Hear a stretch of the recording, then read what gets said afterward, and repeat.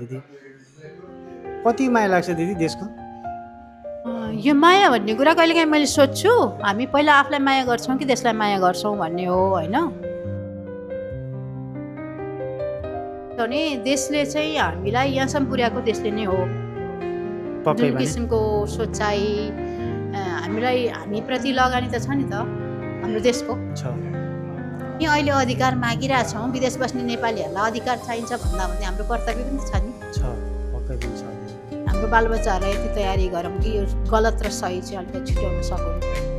जोसुकैले पनि कसैको बारेमा गलत गरेछ भने तपाईँले चाहिँ बोलेको ठिक छ भन्ने क्वेसन गर्न सकौँ भन्छु कि म चाहिँ।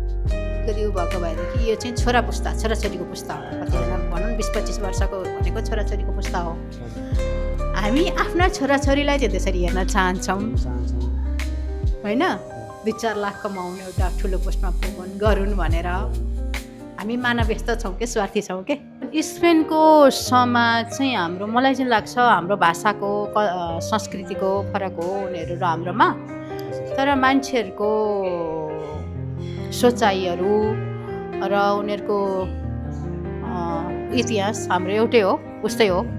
किनभने स्पेन चाहिँ 1936-1900देखि 1939सम्म चाहिँ एउटा द्वन्द्वमा भएर मान्छेहरू धेरै यहाँबाट विदेश जानु परेको थियो नि त अरू देशहरूमा। यो देश छोडेर Supported by Sara Vicente Paz and Bar, authentic Nepali and Spanish cuisine, Barcelona, Spain.